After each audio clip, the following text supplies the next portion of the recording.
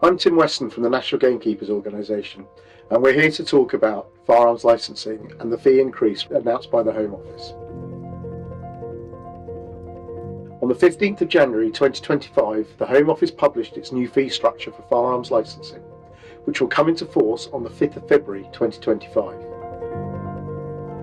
The new fees are expected. The Labour Party manifesto, published in advance of the election, declared that they would charge full cost recovery for certificates. However, there was no notification given that this would happen imminently. In fact, the Minister for Policing, Dame Diana Johnson MP, had met with members of the British Shooting Sports Council 2 days before, but didn't mention any imminent fee increase. As background, the current review of licensing fees was launched at a meeting at the Home Office in April 2022. At which NGO firearms officers were present. There was broad acceptance that since fees had not changed since 2015, an increase was inevitable, but by how much?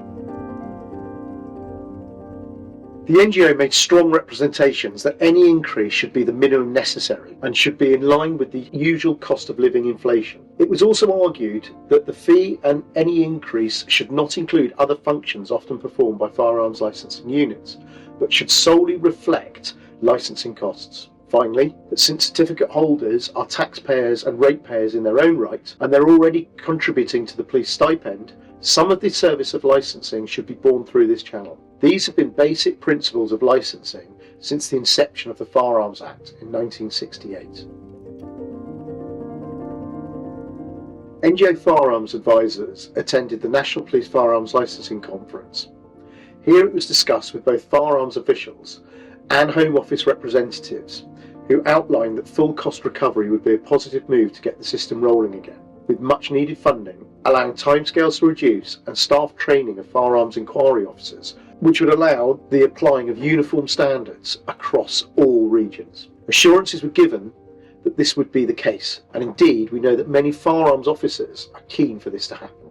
However, after this conference in December 2024, the NGO received a letter from the Home Office stating that a statutory instrument would be laid before Parliament establishing full cost recovery, and that additional revenue used would be retained by the police to support the improvements necessary in firearms licensing. We replied that if there is to be full cost recovery, would expect there to be a clearly defined level of service that the police are obliged to maintain.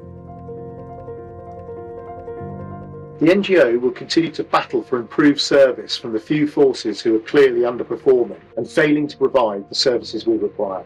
Now that licensing fees have been increased, we believe there is reason to demand an immediate service level agreement across all forces to bring those forces who are failing behind up to the service of the very best. We would suggest that Chief Constables who fail in their responsibility to discharge responsibilities in good time, i.e. a service of we would expect, so 8 weeks or 16 weeks in very exceptional circumstances for a grant of certificate, if they can't get to those levels, should have sanctions imposed upon them.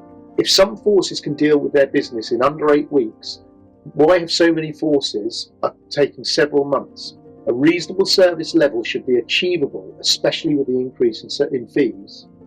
And with proper investments, the NGO believes this should be done in no longer than 6 months. For more information, look at the description where there's a link that will take you to the website with the full story.